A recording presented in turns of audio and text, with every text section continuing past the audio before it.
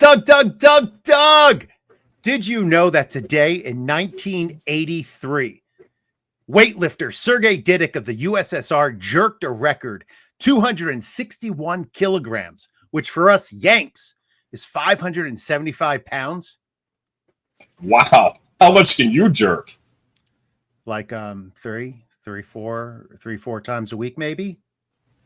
Those are rookie numbers. You got to pump those numbers up in this racket.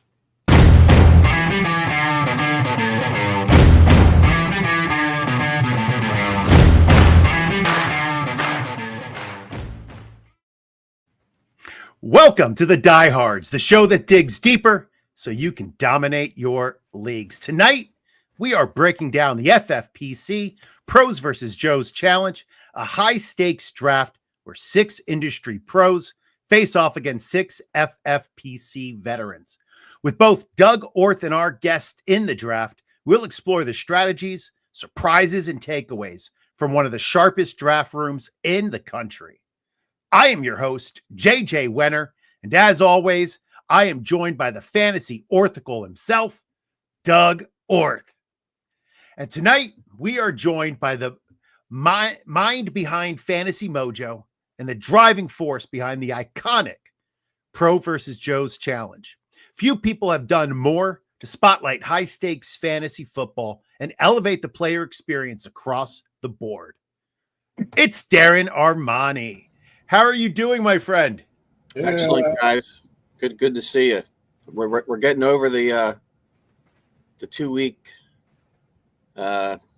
marathon of Pros versus Joes, so now we can sort of like put that in the rearview mirror and then like focus on the serious drafting coming up after we've got that one out of the way. That's a lot of work. You know, before the show, I asked you how many leagues you're in, and you say that you're in at least 2 slow drafts at all times. Since when? Since I mean before the Super Bowl, like the FFPC starts their slow drafts like before the Super Bowl. So I'm always doing 2 going like throughout the year. Just you got to stay on top of the pulse of what's going on in the draft rooms. At least I need to, for purposes of the website, and it just helps you stay on top of the market that way. But now it's really going to ramp up now it's prime time season for drafting.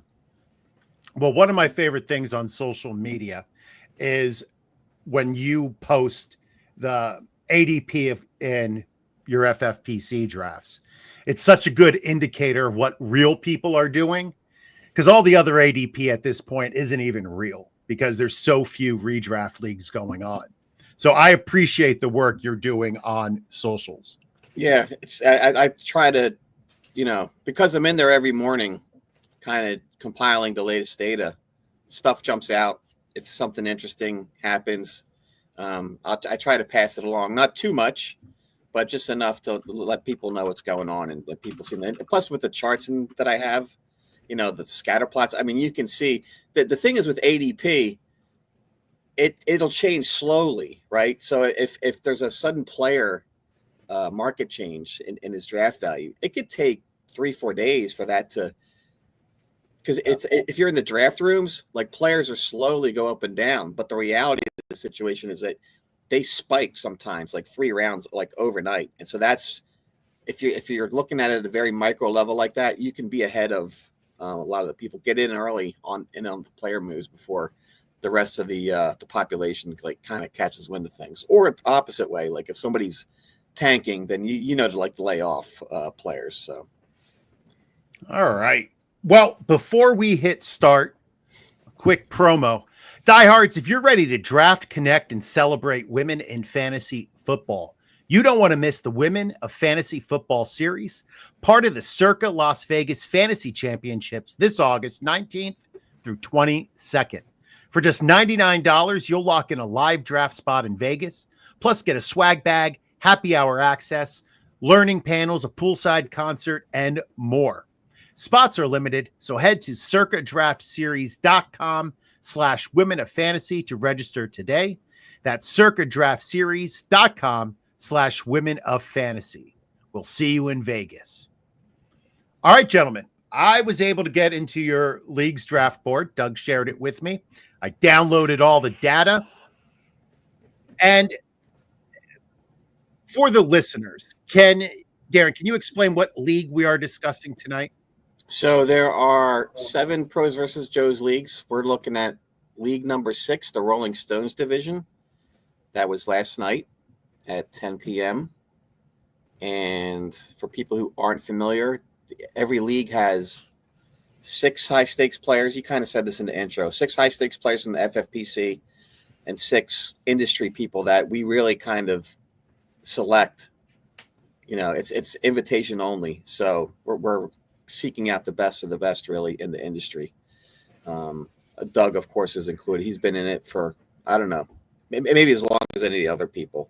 Well, I was going to ask, did you run out of the best and then went to Doug? It kind of evolves. Some people go away. Some people, we add new. There's always there's a little bit of turnover every year. You got to keep it fresh, but there's always the regulars that we keep inviting. Somehow I keep getting invited back. I don't know how that happens. Tell us about Javier, by the way. Javier, I got a beef with that guy. He played his long shot in last night's because he does the odds for every league for the players to win. And Javier from Terre Haute, Indiana. So when I go to Kentucky, I got some words for him. So sick of that guy. So, Doug, what are the settings of this league? All right. Real quickly. 1 quarterback, 2 running backs, 2 receivers, 1 tight end, 2 flex spots. So we're starting a 20-man rosters, tight end premium. That's the quick and to the point summation. Starting 8 20-man rosters. And is it PPC? PPR, tight end premium. PPR, tight end premium. Okay. And the starting requirements are important too. Mm-hmm. 1 quarterback, obviously, 2 running backs, 2 receivers, 1 tight end, and 2 flex. So not only is it tight end premium, you can actually start 3 tight ends in your lineup, but and a minimum required of only 2 wide receivers. It's usually most leagues it's start 3 receivers. But because of the flex spots like that, it's really you get a varied draft. Like every time you draft, you don't know what to expect. It's not like some of the more mainstream best ball sites out there. It becomes, I think, a little stale at times because it's 1 quarterback, 2 running backs, 3 wide receivers, 1 tight end. Is it 1 flex? I think it's 1 flex. Yeah, 1 but flex. You kind of see the same thing over and over. And what ends up happening is it's people just trying to get certain combinations of players. It's less about variety, about how your team is built. It's just trying to, put certain blocks within that very rigid construction. So it's great. You never know what's going to happen in any draft. Well, now, Darren, I know that you and Doug probably don't need to do a lot to prepare for a draft because you are always drafting and always analyzing trends. But Darren, did you do anything different before this draft? Yeah, for Pros versus Joes, it is a tournament. I mean, there's 7 leagues, and the overall winner gets one of those trophy smack belts that we started giving away last year. But each league winner gets a free entry into the main event, the FFPC main event next year, and that's a $2,000 prize. I mean, you're taking it seriously. It's not some pat on the back that you did good. This is you're basically playing for $2,000 to win. You got a 1 in 12 shot. So it's a confined league. So and it's the other important thing is it's a total points over the 17 weeks. It's not there's no playoffs and then a 3-week elimination, right? It's just total points for 17 weeks. And it's confined. So it's a little bit of a different mindset than you might see in an underdog or something where there's, elimination rounds at the end. It's just total points. So you want guys who score points.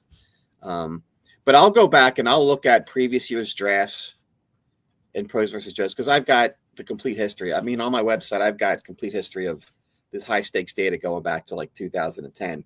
And I have every year I have pages dedicated to Pros versus Joes. So in 2 clicks, I can go back and I can see the leaderboard. I can click on the winning teams and kind of look at what they did. What were the keys? And it's really, it comes down. We don't know.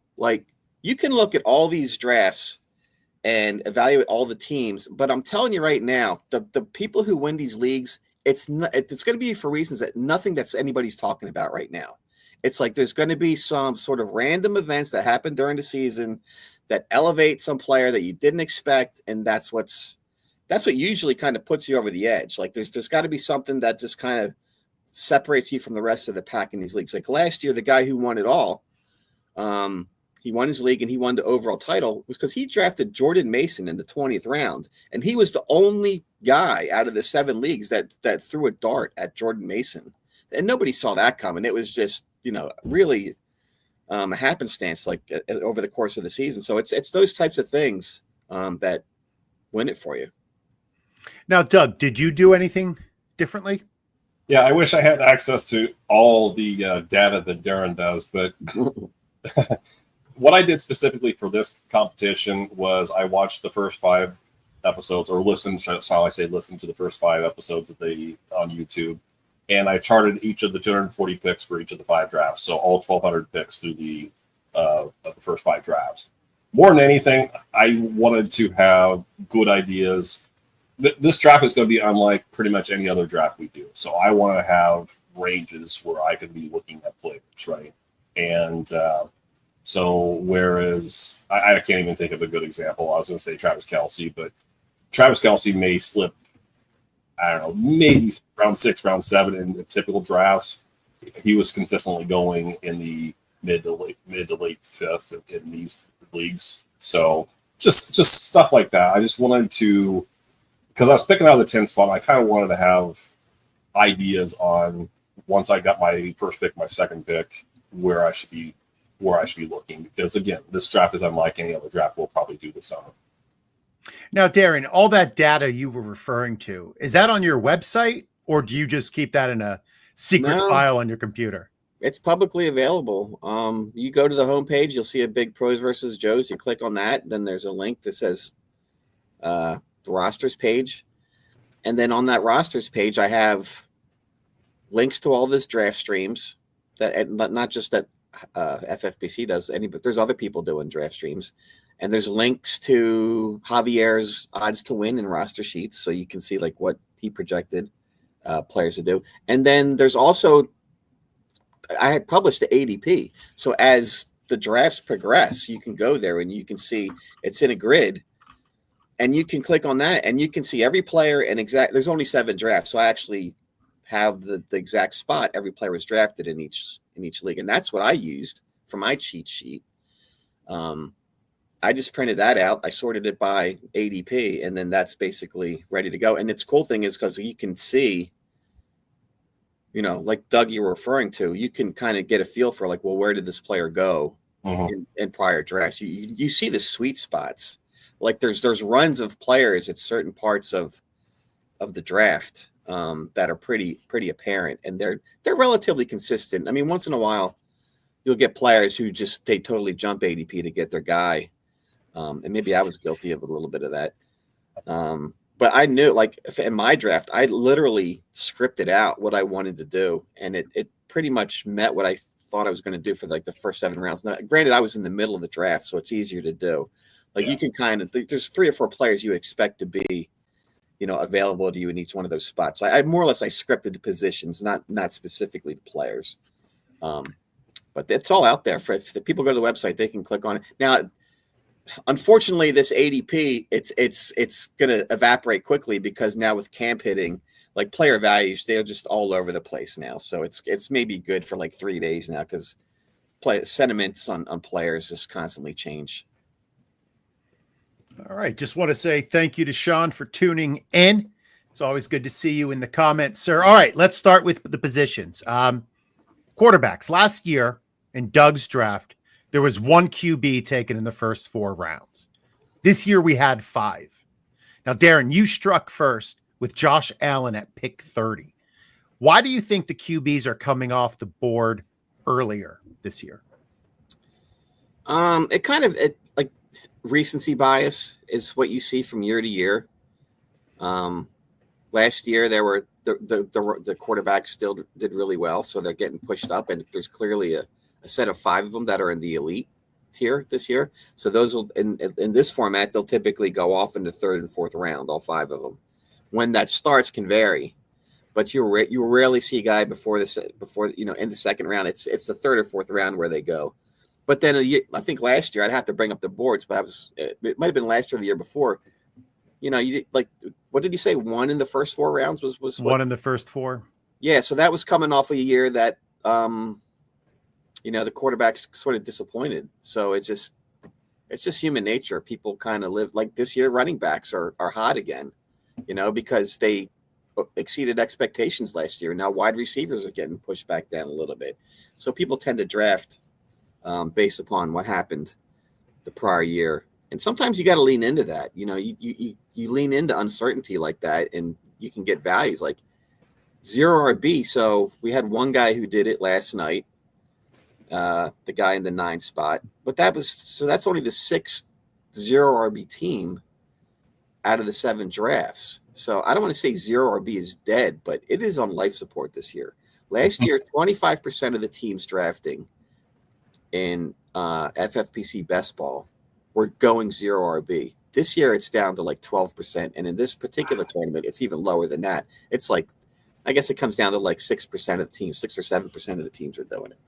And what is the definition of 0 RB? Waiting until what round? Yeah, I mean, it kind of fluctuates. My kind of simpleton take to it is if you don't take a running back in the first 4 rounds, then but it kind of varies depending on who you're talking to. Then you get the guys who, say, oh, well, hero RB is also has the tenets of 0 RB. You get those guys trying to still rationalize that they're doing 0 RB when they're drafting running backs in the first round. Like, I'm not buying that. But I like doing near 0 RB where I draft 3 in the top 4. Hey, that's robust. I mean, that's you've seen more of that this year. So, so is Allen your clear top QB this year, or do you have him in a tier with a few other guys? It's him and Lamar. And I do tend to go elite quarterback this year. So drafters they're either going to be in on the early quarterback or they're not. And in these drafts, it depends where you're drafting too. Like if I'm drafting 6 or later, I'm often taking a quarterback in best ball anyway. In that third round, I probably have more Lamar than Josh Allen. But in this league, I decided to go for, and I mentioned this on the stream last night. Like there are guys who have great ceiling, and there are guys who will just shatter the ceiling on a given week. And Josh Allen is one of those guys. I mean, if you look at his stat lines from last year, in this format, he had a 50-point week, he had a 40-point week, and Lamar Jackson, I think he may have had one 40-point week, but he's more like in that 30. Josh Allen is essentially his whole team. Like the production runs through him, so he can just go bananas. And I took the same sort of mindset with George Kittle. Like that's a guy who'll smash in a given week. So I went for like super high ceiling guys, which is it's you're swinging for the fences, and sometimes that could bite you too. But we'll see how it goes. Now, Doug, you showed some patience at QB, being the 9th manager to draft one. Did Jim Coventry taking his 2nd at the end of the 9th trigger you to make your move? Well, I'd like to give him the credit and then say that he did, but no, it was just more we were working on, the 9-10 turn. I'm not right on the turn, but so I was 9-10, 10-3. It was time for me to take a quarterback. I started off with 6 receivers, 2 running backs, and a tight end. So there was I guess kids like to say bucket now. There was a bucket of quarterbacks in that range. I was looking at Justin Fields, who Jim ended up getting. I was looking at, it was pretty much Justin Fields and Kyler Murray. So all the other guys at that point had already, that I would have been interested in a QB1 that with some rushing upside were already gone. So again, I'd like to give Jim the nod for that, but it was just it was just the right time for me to take the plunge. So my second question was Kyler Murray your target? Because I assumed you were between Justin Fields and Kyler Murray. But yeah. Justin Fields went right before you. I think if you'd given me 10 opportunities in this draft, I would have taken 5 Kylers and 5 Fields. I think I'll go 51-49 Kyler just because I think he has more passing upside, but we're not talking about a significantly higher ceiling when it comes to passing. So he's probably a better offense too. So I guess I'm talking myself into it. Yeah, he was a target in that range. He wasn't a target pre-draft, but he was a target in that range. And you stacked him because you drafted Trey McBride in the first round. So and that was completely unintentional. I did not realize that until after the draft. Okay. Yeah, I didn't realize that. So Darren, you paired Allen with Brock and Russell, with Russell being the last QB who was drafted in this draft. What do you see in Wilson that made you pick him? I'm not particularly excited about Russell Wilson, and I had fully intended not to draft a third quarterback, but just kind of the way the draft flowed, I ended up in the 15th round. I picked up Wan'Dale Robinson, and in the 17th, I took Darius Slayton, and then Russell Wilson was still. I was like, well, I might as well just, in the 19th round. I mean, I could take like a Kareem Hunt or something, or I could take, I'll stack Russell Wilson. Who knows? He did look good at times last year. It's just a matter of how soon Jackson Dart may usurp his spot on the roster or in the starting lineup. But Russell Wilson's not typically that was just purely situational. I was like, I should just take Russell Wilson here, so I did it. Now, Doug, you paired Murray with JJ McCarthy and DJ. What do you think the ceiling is for McCarthy this year? Sky high. As in terms of what we might be expecting, I'm not expecting a repeat of Sam Darnold, mind you. Okay, we're not expecting that, but I think we're looking at 300, 400 yards rushing upside. He hasn't really got to show that, and between the weapons that he has one. He's working behind the top 5 offensive line. I don't think his numbers are going to be Sam Darnold like, just because I don't think they're going to need to pass quite as much. Good defense, good offense, good everything. But, all told, would not surprise me. And since Darren's not going to be part of the Kings Classic, I can say this. We're in the 14th. Darren and I are usually in the 14-team Kings Classic. I would not mind having him as my QB1 in that format. Yeah, you get him cheap. But I'm from what I'm hearing, it's good. They're thinking more of a run focused attack. And that's probably a good idea with the rookie quarterback. So I'm kind of hoping for more, dare I say, young Russell Wilson. You know how extremely efficient he was back in his early Seattle days. That's kind of what I'm eyeing with him. Yeah. Now, are you a believer in Daniel Jones, or were you more like handcuffing an opponent's AR? No, I'm a fan of Daniel Jones getting some starts. I think we're looking at, 17 games. I'll say I think Daniel Jones will probably start between 8 and 10 of them, and I think Anthony Richardson will start the others, either because one of them is hurt or because Richardson has had his 3rd straight game of sub 50% passing or whatever. However, I do like him better than I don't like him better than last year. I like the possibility that we've talked about this on this show before about he worked with Josh Allen's biometrics expert in the offseason.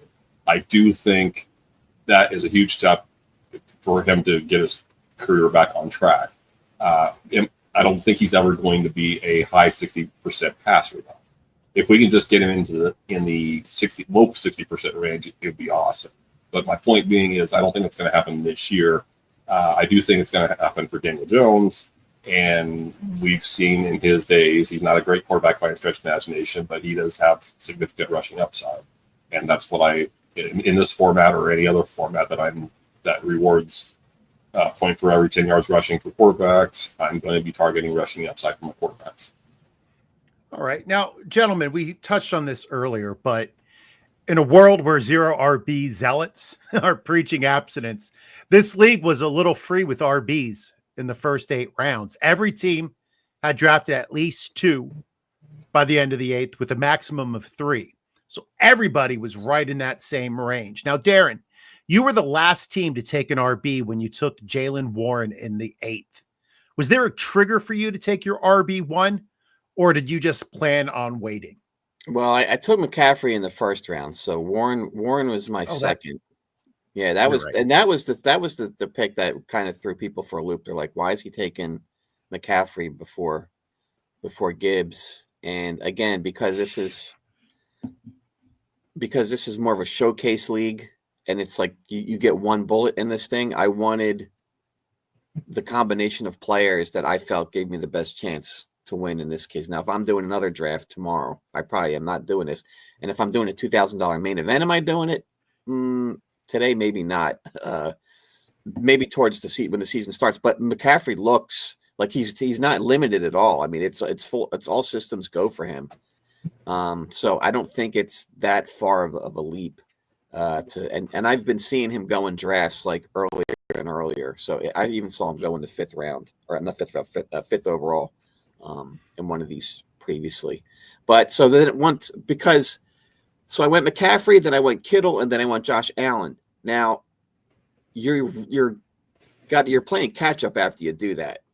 So I just pounded the receivers, knowing like if I don't get, this is where you had to get the receivers, because the depth on those kind of dries up after the 7th. I was kind of happy to get Jerry Jeudy in the 7th, but then I knew, I look at enough of these boards, you can see sort of the pockets of value at the positions. And for running backs, there are tons of running backs that are startable going between the 7th and I'd say even the 12th round. That's the meat of where you can get running backs this year. And then once you get past that, that's where you start seeing the dart throw. So I knew like there was going to be running backs for me. So I kind of held off. It was all part of the strategy for this. So I did leave. We let Doug get Omarion Hampton at the end of the 3rd. So, you got to make choices. You can't draft everybody. So that was nice that it fell to you. Normally I wouldn't let him pass, but like I said, I kind of had my build sort of pre-scripted out. And then you took the good Charger, and then I took the Pirate Charger. I took Najee the Pirate in the 12th. So we're hoping. I know the timetable on him is unknown right now, but I'm hoping like just all of a sudden they're like he can start practicing. And I mean, in the 12th round, he could even like miss the first few weeks of the season. I don't really worry about that. As long as he comes back healthy and fresh. Yep. Well, I wanted to interject on a couple things. First of all, I know that McCaffrey had been falling past in I think the first 4 drafts, the first 4 pros versus Joe's drafts. McCaffrey was falling past pick 10, which is obviously what concerned me. That's who I was targeting at 110. I won't say I didn't have a backup plan, but I thought McBride would end up getting there if McCaffrey did for some reason. But there was something else that you said too about. The thoughts left me. Anyway, Najee the Pirate. It was actually was Najee. So we were talking on the YouTube show last night. He may not participate in training camp, but I referred to Mike Tomlinism about what he said about Roman Wilson about trying to jump on a moving bus or moving train or something like that. And I think that's the part. That's what could happen to Najee, but what could also happen is he's a veteran. He can pick up the scheme awfully fast, and he comes right back into the 40% touch rule that we probably expected out of him. If he does that, 160, 175 carries, probably 20 to 30 receptions, and that's going to, I won't say it's going to nuke Hampton's value, but it's a hell of a pick in the 12th round, or I think is where you got him. So, yeah, in the 12th round. So, kudos to you on both of those picks, because, I mean, like again, McCaffrey was somebody I would have been looking at my pick, and Harris was definitely a consideration for my next pick in the 13th. Yeah, and the other interesting thing about Pros versus Joes, just because of the timing of it, it's 2 weeks. There's 2 segments to this thing, and every year training camp opens between the 2 weeks. So the draft values in the first week are very different than what happens. All the news starts pouring in as the second week drafts start happening. So like McCaffrey has gone up, and then some of the other players have gone down. It's like things really shift. So like I said earlier, like the ADP it gets stale quick in this. You really have to stay on top of what's going on in the campus. Now, Darren, most of the teams took between 6 and 7 running backs. Doug and Eric Young took 8, and Nick Thompson only drafted 4. Do you think taking 4 RBs in a best ball is a strategy that you believe will be successful? I mean, it can work. To be honest with you, the best draft performance in the history of Pros versus Joes, it was a guy named Chris Banks, and this was like way early. This was like maybe 2012. I mean, he only drafted 4 running backs, and that guy scored 200 points every week. Everybody stayed healthy. He went coast to coast, and it was like it didn't get any better than that. It was like he ran as pure as you could run, and so it can work, but we'll look at the guys he took. So Saquon and Taylor, okay, let's say they stay healthy, like they can knock it out of the park. Aaron Jones, he's kind of iffy, I think. I mean, they brought in Jordan Mason. That's going to be a timeshare. And Javonte Williams, it's like he could be the lead back, but that's going to be another timeshare. So you're super thin there. But he doesn't have any overlapping bye weeks there, so maybe he can get away with it. The data on that isn't usually when you go 4 running backs, you got to take a 4 early. Spreading them out like that's going to maybe catch up to him. Now, Doug, the running backs you selected in the second half of the draft are all backups to top 12 running backs. Are you betting on injuries, or do you think some of them can sneak into a share of touches? So those would be Ramondre, Ray Davis, Shipley, Giddens, Hill, and Monangai. Well, I'm going to separate Stevenson from the rest of the group there. One of the listeners, or one of the contributors to the YouTube show last night, the name's escaping me, but he thought Stevenson was a steal in the 11th, in part because Vrabel doesn't like to use rookies. I'm not sure I'm on that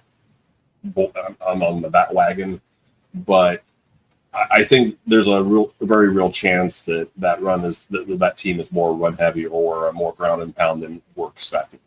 And it's not going to be ground and pound with just Travion Henderson. It's going to be ground and pound because, Stevenson's kicked, 200 plus touches, 200 plus carries even. So he was my last RB3 candidate, and I needed it because I hadn't addressed running backs since Hampton and Walker in rounds 3 and 4. After that, however, it's more about taking contingent upside swings, and that was basically my thinking with my final 5 running back choices. I'll just run through them real quickly. Ray Davis, I think, is the clear backup to James Cook in Buffalo, and we saw with his one opportunity last year what he can do. Will Shipley, I think, could be I think the kids are calling it skeleton key. Saquon goes down or feels the effects of the 482 touches from last year. I think kids are using the phrase skeleton key. Skeleton key. I've seen that. Yeah. I'm sure that's a reference to something that I'll understand at some point. But anyhow, I think Shipley would be the clear. I made that up. But I think Shipley is the clear handcuff to have there over A.J. Dillon.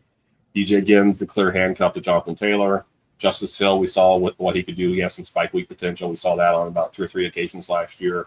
And then finally, Kyle Monangai is one of my favorite late round dart throws. I wouldn't doubt if I have 60 or 70% ownership of him at the end of the year. And I'll just make this real quick. I don't think that anybody's going to be this year's Jamal Williams from 2022 when he had those 17 touchdowns under Ben Johnson in it. And I think it was Ben Johnson's first season as the OC in Detroit. But I do think that somebody's going to emerge with that in that David Montgomery role. I hate to make those comparisons because it's not the same thing, but I see double digit touchdown upside with him, assuming he beats out Roschon Johnson, who he tested well athletically, but I was never really that impressed with him as a player. So let me comment on this construction. Mm-hmm. So this taking four, we'll say you have like four genuine darts here. Monangai, Hill, Giddens, Shipley. I think Ray Davis is going to get some usage. To me, that's a good play in the redraft arena where you're going to get the starter, and then those guys are going to emerge late season. In this best ball format, it's total points. So you're basically, and I say this because I dealt with it last year. I drafted Kamani Vidal and I drafted Deneric Prince, and I took zeros from those guys all year long. So that's gonna make it tough. Like your other guys are gonna have to perform because these guys are gonna be giving you zeros potentially most of the season, unless one of the starters goes down. So that's gonna put more pressure on the rest of your guys to pick up the slack. Now, if one of them hits, then you're going to be fine. But if not, they can be like a real drag on the team. Just from like what I experienced last year is like, man, once you start seeing those zeros every week, and you're like, man, like, come on, like I invested in you. Because you took 4. I thought that was a little bit much. I took Woody Marks. That was my one dart throw. Yeah. But I was kind of like, I was leaning instead of taking, and I wish I would have had more. Like if in the 15th and the 16th, as it wrapped around there, I should like Wandale cost me because I really wanted one of those guys. Taj Brooks was on my list, and I might have even taken Brashard Smith. So, and they kind of all went there, and I would have liked to have 2 of those guys. I think 4 is it's a lot, so we'll see how it plays out for you. But yeah, that's a big investment in the darts there. Now, we have a question from the audience. Hey, guys, thoughts on Marvin in the mid to late 3rd? I'm assuming he means Marvin Harrison. Marvin Harrison. Now, in this draft, he went in the 4th. Right. Mid 4th. And that was consistent in the Pros versus Joe's drafts. In fact, he was going late 4th in some of them. Go ahead, Darren. Yeah, I'm looking at where he went across the draft. So he went 3-4. Like on Monday night, he went at 3-4. The expectations are this is his 2nd year and he's going to break out. So, and a lot of people have that opinion. But he's still a question mark to me. Like, would you rather have Marvin Harrison? I guess he has like the bigger upside. Like if you're going to swing for the fence, like if you're going to make a choice between Marvin Harrison, Terry McLaurin, or Mike Evans. Well, if you're going for the home run, like you could see Marvin Harrison, if he does break out, he'll probably potentially blow those guys away, but he could also disappoint again. So, but I don't think anybody's going to fault you for taking him in the middle of the 3rd. He's in the conversation, but I think there's probably some other guys where he went last night in the 4th round. That's where I'd be more comfortable taking him. Early 3rd or mid 3rd is still kind of early for me on him. All right. Well, before we get to the second half of the show, if you want to crush your draft this season, then you need to access to one of the most accurate rankers in the game, Jody Smith's 2025 fantasy football rankings with tiers, exclusively at fulltimefantasy.com. Football season is back, and Jody's legendary cheat sheet is ready to help you dominate draft day. Ranked number 2 overall last year in Fantasy Pros accuracy contest, Jody's work is trusted by serious fantasy players and is proven to win leagues. Use code BLITZ50 for 50% off your first 2 months and get early access to the rankings, tiers, and members-only content. Sign up now at fulltimefantasy.com. That's fulltimefantasy.com. Go pro. Join Full-Time Fantasy. All right, gentlemen, let's move to the tight ends. Now, in every year, we see the different tiers clearly in the draft, right? So we had Brock, McBride, and Kittle all went by pick 19. Laporta, Hawk, and Kelsey were drafted from pick 48 to 59. Njoku, Ingram, Andrews were the next little cluster. Then the floodgates opened, and we saw 9 going from Tucker Kraft at 88 to Hunter Henry at 123. Now, the top 3, Brock, Trey, and Kittle, are pretty much consensus across the industry. The next 3, Laporta, Hawk, and Kelsey, are about the same. After that, people go all over. Darren, is there anyone in that top 6 who you don't think belongs? I mean,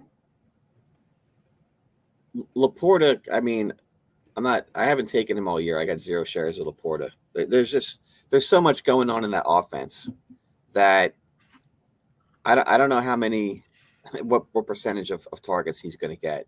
And he kind of that's the 4th round's too early. So he's probably, I'm not taking him there, not in the 4th round. Hawkinson's coming back. So out of those 3, Laporta, Hawkinson, and Kelsey, I'm probably taking Hawkinson. Like Kelsey, I think, man, that guy's like how much he looked like he was really wearing down into last year. And again, there's a lot of mouths to feed. Now Kelsey's going to have a few really big games, but that guy's like running in mud anymore. He's still going to get the targets, but I think Hawkinson's probably the best case out of those 3 for me. Yeah, I thought last year the plan for Kelsey was shown in the first few weeks when Rice was healthy. And he didn't receive a lot of targets. And once Rice went down, his targets went through the roof, and probably too much for his older legs. So hopefully we'll see that target number come down and see his performance bounce back a little bit with those targets. Yeah, anymore he basically he catches a pass and then he falls anymore. That's kind of where he's at in his career. Not a lot happening after the catch. I did even think about grabbing Noah Gray last night, kind of as the late. It was between I took Yoshi Voss in the 20th, but I was thinking about Noah Gray. But I don't know that like Noah Gray's like going to take over for him necessarily. Like Kelsey's he's a unicorn. So if Kelsey goes down, but Gray, even if you look at last year, he had a couple 20-point games. He gets featured in certain games. So in this format, he could still. He's a nice ad as a dart throw in the later rounds. You'll get something out of him. Now, Doug, you jumped on McBride in the first and then didn't take another tight end until the 17th round when you took rookie Terrence Ferguson. Being a tight end premium league, are you nervous at all about your depth? Well, I agree with pretty much everything Darren just said in the last segment. The one thing I don't disagree. I don't agree with him on his thoughts on running backs, but that's beside the point. What I'm getting to though is I wrote in my article that's going to come up on the FF Today site either tonight or tomorrow. I think my potential fatal flaw is if McBride gets hurt. Now, obviously, you could say the same thing about John Paulson, and Brock Bowers getting hurt. Obviously, if you lose your tight end one that you draft in the first round, all hell could break loose. But no, that was not my plan. I was targeting Kelsey in the 5-6 range. Was not expecting Tetterell McMillan to be there. Who else was I targeting? Brenton Strange would have been a nice pick in the 13th. Who else? Tucker Kraft. I probably didn't need to go with 5 straight receivers in the 5 to 9 round range. I could have taken Tucker Kraft. That was actually probably my biggest regret is I passed on Tucker Kraft and Jake Ferguson and took Khalil Shakir because I didn't expect Luka and Michael Pittman to make it back to me on the next round of picks. So, in my estimation, my potential fatal flaw is what happens even if McBride misses 2 games. That could be enough to cost me potential league title here. Okay, Darren, you took Kittle in the 2nd, and then you waited until the 13th, where you took Gesicki, followed by in the 14th by Auden. Can you talk a little bit about those 2 tight ends? Yeah, so obviously Kittle, he was part of the low-hanging fruit strategy that I proposed, but I like Gesicki. And like when it comes down to it, I'll always fall back on just take good players and good offenses, right? So Gesicki, because you're going to the spike weeks are going to come to you in that situation. Oftentimes, in spite of the talent, whether they have it or not. Like last year, really one of the reasons why I won my league last year is because Tyler Conklin like went bananas in week 17. So as long as you have somebody who's like the production is going to find them eventually, and I think that's with Gesicki and Auten. What is another guy? A lot of times when I do these drafts, one of the things that I have on the website, and it gets hit a lot, so people must be liking this, is it's a very simple grid. It's the player stat. Doug, it's a lot. It's kind of similar to kind of stuff they have at FF today. So it's just basically every player, all 17 weeks in the grid. And what I do is it's like a heat map. So if a player has 10 points in a week, it's a light green. If it has 20 points, it's a darker green. And if they score 30 points, then it's a very dark green. And you can just see like which players are going to give you spike weeks visually by looking at that. And Gesicki and Auten light up by glancing like that. And the other thing I would say about tight end or the premium tight end, it's like it's like a lure for people. Like they think like sometimes you see people take two elite tight ends in a row. In this format, and over the years historically, you don't have to have great tight ends to win this thing. I look at a lot of the winners from previous years. I look at their boards. They have like really run-of-the-mill tight ends. You know, they'll grab. It's about the volume. It's about grabbing 3 or 4 of them and just kind of mixing them in. Really, you can get away with that, like in the 8th and the 12th and the 15th. And if you get, because of the optimizing of best ball, they end up scoring enough that it keeps your tight end position sort of, you get the scoring that you need at that position so that you can go and spend that draft capital on the running backs and the wide receivers. So, I mean, I kind of like what you did here, Doug. Like you got McBride, so that's a premium pick, but then you just pound the receivers and these running backs. So that's fine. You may not get anything out of Ferguson or Fant, but it might not matter so long as just the 1 week McBride. If he gets hurt, well, then you're probably sunk. But you can say that about anybody's first-round pick. If their first-round pick goes down, they're probably sunk anyway. So I don't think that really hurts you so long as McBride stays healthy. And remember, it's a point per reception. So the fact that he maybe not get as many touchdowns as some other tight ends like last year, they say about the positive regression. But you get the benefit of that from the catches, and he certainly gets that. So I think you're going to be fine. Now, go ahead, Doug. Well, one thing I wanted to add too, and I can't speak from experience because I have yet to win one of these Pros versus Joe's competitions, but the more flexes, and I can say the same thing about the Kings Classic. I call it winning the battle of the flex, and in this case, you have 2 flexes, so winning the battle of the second flex.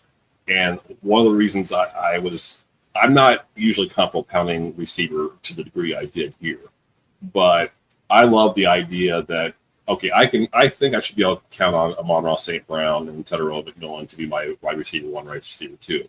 Now for my flexes, I've got the upside of Jameson Williams, the steadiness, or what I think is the steadiness of Khalil Shakir, the upside of a Buka in case Tampa Bay has some chaos at receiver.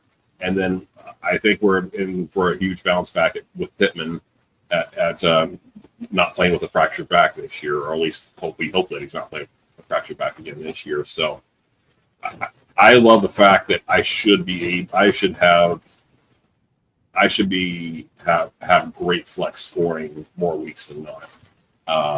And that was a sacrifice I was willing to make in order to get, I guess, to get the tight end 2 and tight end 3 that I did. And Ferguson's got some upside. Don't get me wrong. Terrence Ferguson has some upside, but I think it's probably later in the season. Anyway, I just wanted to get that point in that I think winning the battle of the second flex in this format is huge, and being able to throw 3 if not 4 what I think are really good receivers into that, having them vie for a second flex spot supremacy, I think is a great thing. All right. Now, the 2 teams who drafted their tight end 1 the latest were also the 2 teams who took 5 tight ends each. Nick Thompson took Kincaid in the 9th, followed by Freiermuth, Schultz, Waller, and Gray. Scott Schonewolf took Loveland in the 10th, followed by Taylor, Juwan Johnson, Higbee, and Conklin. Darren, I think you hinted at this earlier. Do you think that the shotgun approach at tight end is a good strategy? I'm pretty sure you said yes earlier, right? Yeah. I mean, this will definitely. I like Schonewolf's collection. Loveland, Taylor, Juwan Johnson. I can't believe we're drafting Tyler Higbee again, but here we are. And Conklin, I mean, that's, you let best ball optimize those guys, and I think you're going to be looking at, I mean, you should be getting 10 points a week between those guys. And then you said Thompson. His I'm less excited about. I mean, Waller, we don't know what's going to happen with him. Noah Gray, maybe you get a week. Schultz, I can't believe Freiermuth is like, the people are that down on him now. I know John who went to Pittsburgh, but I think he's probably a value where he's going now. But and Kincaid, yeah, I mean, that definitely works. 5 tight ends. And historically in FFPC best ball, the more the win rates go up for you, the more tight ends you take. But so 2, 3, 4, and then 5. Like, few people go 5, but the winning percentages are higher for that. I mean, that's just the data. It's just the way it works out. So so you can go elite. Like, so John Paulson went 2. So he took Brock Bowers and Theo Johnson. Well, if Brock Bowers gets hurt, he's sunk, because I mean, Theo Johnson's nice, but that's you've lost your first round pick, and now you're rolling with one guy each week. But everybody's taking risks, and that's the fun of this. It's like, we're so far away from the start of the season. A lot of this is just survival of avoiding injuries. That's a big key to this. Sometimes people go into the season with maybe 3 or 4 guys like that are injured. Like, once the games start, then people are going to start dropping them like flies. So you have to draft a good roster, hit on league winners, which people don't necessarily know who those are right now in the late rounds, and avoid the injury bug. So, but 5 tight ends is fine. All right. Well, let's take a look. Let's finish up with the wide receivers. Now, Doug, you drafted the fewest wide receivers in the league with 6. In the 8th, you drafted Egbuka with Godwin still on the board. Was that based upon Godwin's injury reports? Without question. Okay. Now, Darren, you waited the longest for your wide receiver 1 when you took Terry McLaurin at wide receiver 21. Is that a result of you being confident in Terry, or by combining him with Pickens, Waddle, and Judy? Does that give you enough diversification where you'll always have 2 high-scoring wide receivers? No, I think that's a sweet spot there. So I'm very confident in what McLaurin. I'm really high on Pickens this year. Finally, he gets to play with a really good quarterback. So I've been big on Dallas. As an Eagles fan, I'm not supposed to be, but I've been drafting the Cowboys. Waddle's more of an unknown, but the ceiling is there. And you hope Judy can repeat what he did last year. The team is so bad, though. I'm optimistic. But yeah, so I like those 4 receivers, and then I pounded the receivers late too. So I ended up with 8 overall. And like Doug was saying, like it's winning the flex, and it's easier to win the flex with receivers than it is necessarily with running backs, because receivers are more likely to get you spike weeks kind of out of the blue than that some of the later running backs are. So. Yeah, you finished, Darren, with 2 guys that I end up with a lot at the end of drafts, Andre Yoshivas and Jalen Royals. Is there anything about those 2 that you specifically like? Yeah, so Yoshivas, I mean, he had good stats last year, not outstanding, but again, player on a good offense, and then I paired him with Gesicki. So I've got the 3 and 4 receiving options. Well, depends if you count Chase Brown, but a volatile passing offense. I've got 2 pieces of that. So, I should be getting something most weeks from one of those guys. So again, it's playing into that best ball, optimizing your lineup narrative. So you asked me about Yoshivas and who was Jalen Royals.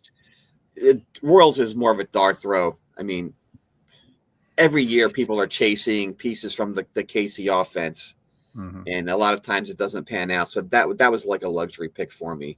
I mean, Wan'Dale Robinson and Darius Slayton, they're steady eddies, and so, but they're kind of boring as well. So I mean, Jalen Royals was more or less to spice it up, and just like it's like so much is happening in that wide receiver, the receiving core of Kansas City. You don't know what's going to happen. I mean, Xavier Worthy's got a concussion. One guy's, Rashee Rice has his problems.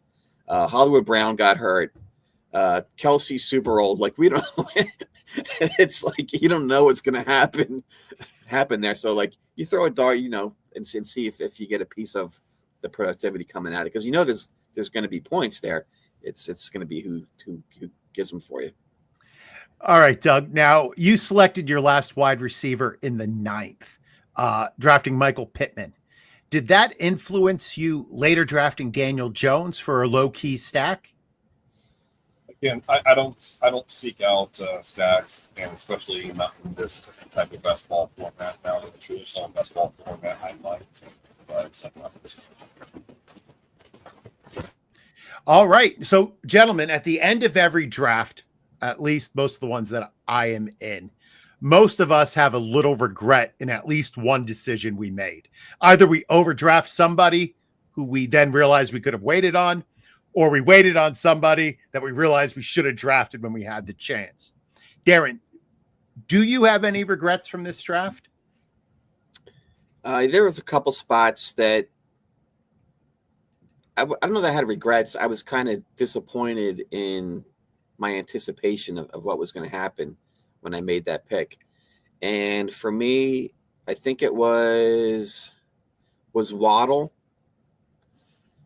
So when in the 6th round, when I took Waddle, I was hoping that like Tony Pollard, I might have taken RJ Harvey. I was kind of on the fence, but then, Montgomery, Harvey, and Pollard went, and I wasn't taking Aaron Jones or Brian Robinson, so I was a little disappointed there. And then getting back to my Wan'Dale Robinson pick in the 15th, when those 6 running backs all went in the 10 to 12 spots. So I think I'm going to need Najee the Pirate to grab an oar and start rowing, because I'm going to need him. I think Garendo was that's a handcuff pick. That was kind of critical for me with McCaffrey, but so a couple regrets. All right. Doug, any regrets? I mentioned my regret earlier, but I mean, I could have only seen it after I made my 2 picks after creation here.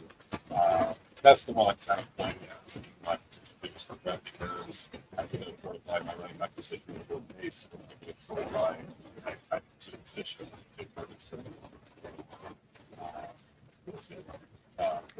Doug, we're having a hard time hearing you with your mic. I apologize. All right, so it's about that time to say goodbye. Thank you, Darren, for all of your time tonight and sharing your wisdom with us. Can you let the people know where they can find you and anything that you are working on? So I'm in 2 places. I'm on Twitter or the X at Fantasy Mojo. I mean, follow me. You'll see some interesting, usually draft-related nuggets coming out, keeping you on top of the trends. And then fantasymojo.com is kind of the one-stop shop. If you play in the FFPC, I call it the Essential Companion. There's a virtual tour on the homepage. You go there, you click on it, and you see everything that we have. We have ADP. You can look at every draft board. During the season, we have waiver wire data. We've got the stack finder. It goes on and on. We got the complete history of FFPC, like I said, going back to 2010. And it's not just FFPC players. We get guys from NFFC and FFWC guys. It's high stakes focused for sure. So hit that up. All right. Make sure you're following Darren wherever you can find him. Doug, anything you want to share quickly? Nope. Doug does not want to share anything. You can find him at, no, I know. We're going to keep him that way. You can find him at Doug Orth. His work is at FF today. And of course, his new gig as the lead editor over at The Huddle. Is that correct, Doug? Doug is shaking his head and giving me a thumbs up. Congratulations, buddy. You deserve that. Thank you, everybody, for listening. Please like and subscribe. I'm at JJ Wenner on the socials. You can follow the pod on X at FF Diehards. We'll be back next Tuesday at 8 p.m. Tuesday, a day earlier, with Mauricio Gutierrez and Ryan Hallam to talk about the expo and training camp news. Until then, remember, love yourself, know your worth. You are enough. Boat drinks, my friends. Boat drinks.